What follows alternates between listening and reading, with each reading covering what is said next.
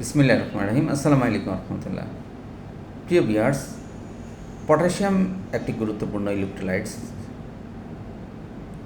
Potassium বেড়ে গেলে বুকে ব্যথা হতে পারে এবং অনিয়মিত স্পন্দন হতে পারে। তবে এটা মাথায় রাখতে হবে, এই গুরুত্বপূর্ণ ইলেকট্রোলাইটসটা বা খনিজ উপাদানটা পেশি এবং স্নায়ুর কার্যকারিতা এবং হার্টের স্পন্দন ঠিক রাখতে গুরুত্বপূর্ণ ভূমিকা পালন করে। এটি রক্তচাপ নিয়ন্ত্রণ করতে অবশ্যই প্রয়োজন।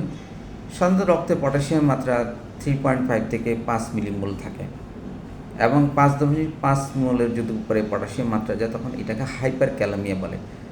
এটি একটি জরুরি অবস্থা, অবশ্যই এর চিকিৎসা প্রয়োজন।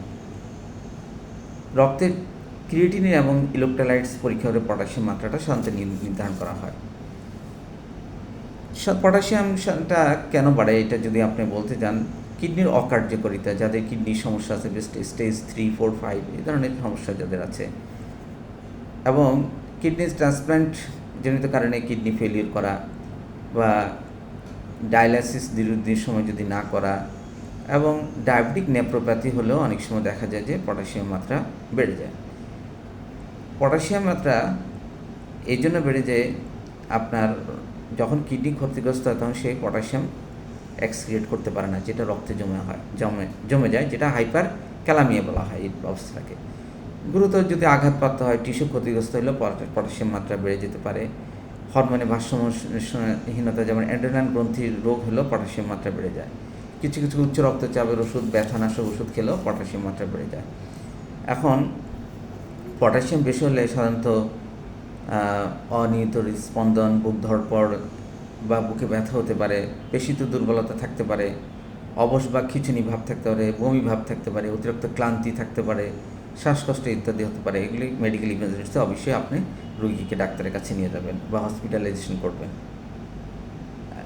পটাশিয়ামের যদি অতিরিক্ত বেড়ে যায় বা হাইপার ক্যালামিয়া হলে হার্ট অ্যাটাক পর্যন্ত হয়। এখন আপনার যদি শরীরে পটাশিয়াম বেড়ে যায় তাহলে আপনি কী কী খাবার নিয়ন্ত্রণ করবেন সেটাই আমার বলার উদ্দেশ্য। অবশ্যই আপনি খাবেন না ডাবের পানি, কলা, আলু, টমেটো, আরও কিছু ফল, শাকসবজি। যেসব খাবার আপনি খেতে পারবেন সেটা হলো ঝিঙ্গে, চিচিঙ্গা, চাল কুমড়া, পটল, ডাঁটা, লাউ, মূলা, শসা, সিম, এগুলি খেতে পারবেন। ফল যেসব খেতে পারবেন পেয়ারা, পেঁপে, আপেল, নাশপাতি, আনারস, বেল, জামরুল। যেসব শাক খাওয়া যাবে ডাঁটা শাক, লাউ শাক, কলমি শাক, লাল শাক।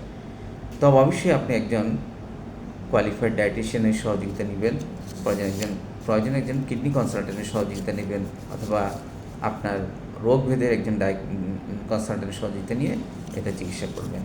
তো পটাশিয়াম মাত্রাটা অনেক সময় দেখা যায় যে রোগীর অজান্তেই বেড়ে যায়। ডিয়ার অডিয়েন্স, আপনি বা আপনার রিলেটিভে এই বিষয়টা একটু খেয়াল করবেন। সুস্থ থাকবেন। আমার চ্যানেলটিতে লাইক, কমেন্টস এবং সাবস্ক্রাইব করবেন। আসসালামু আলাইকুম।